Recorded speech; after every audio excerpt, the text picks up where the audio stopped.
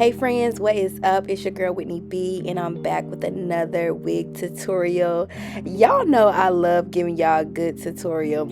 So if you have been following me on my Instagram page, you see that I have been posting and selling this Jada unit like crazy. And some of my friends have asked, how do you make this deep side part wig? So today I'm coming on here and giving y'all the tutorial on how to start and make a deep side part wig using a 5x5 closure. So as you see, I got my closure here, and I like to just put a little satin lotion on the front just to smooth out those extra little baby hairs they leave out for me. I just like to get that out of the way. And as you see now, I'm just positioning my dome head, and what you're going to do is you're gonna position your closure at a slant, so it's gonna be right on the side.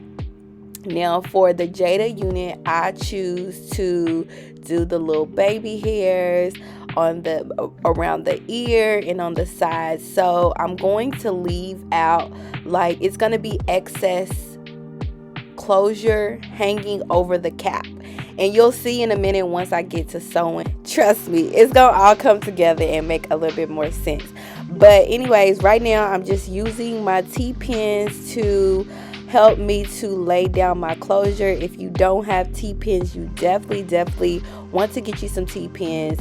This is going to help you, and it's going to ensure that your closure lays flat, because y'all, we don't want our wigs to be bulky and big and just, yeah. Anyways, so I'm just using my T-pins and getting this wig laid down and getting it positioned how I need it to be.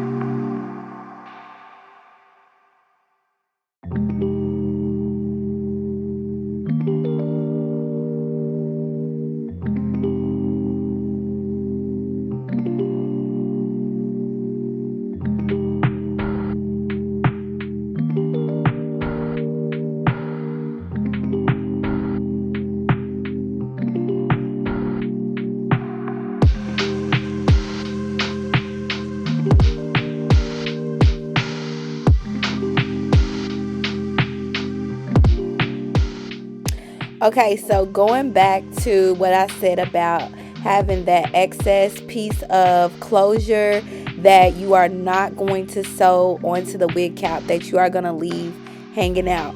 This is what I mean. So as you see, I brought the closure down some on one side, and this is the side that I'm actually going to do the little extra baby hairs on.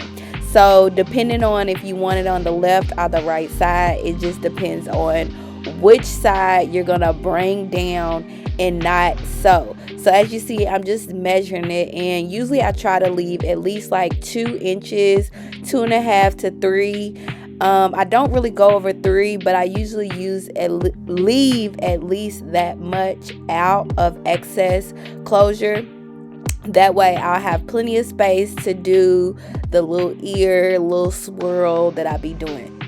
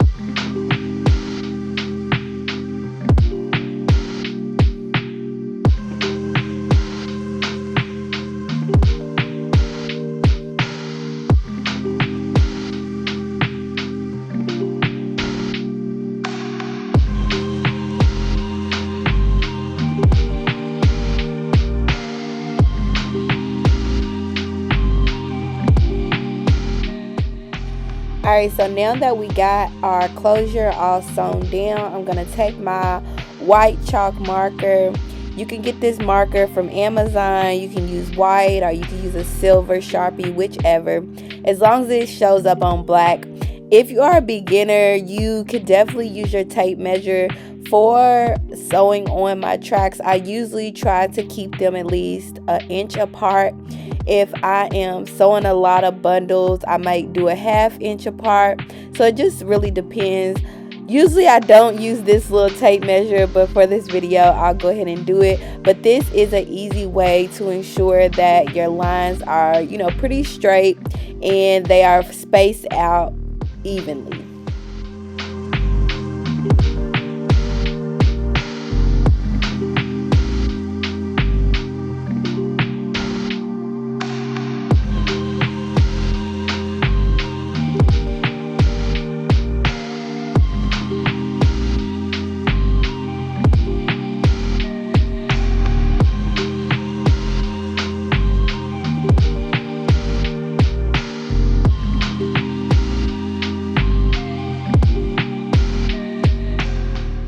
Alright y'all, so we are all done with prepping this wig for a deep side part closure, and I'm not gonna go into detail on how to sew on the tracks. If you're looking for tutorials, I have plenty of videos on how to sew on your tracks by hand as well as with a sewing machine, and I'll leave those links down below. So I hope this video was helpful. If you have not yet subscribed to the channel, please do me a favor and go ahead, hit that subscribe button.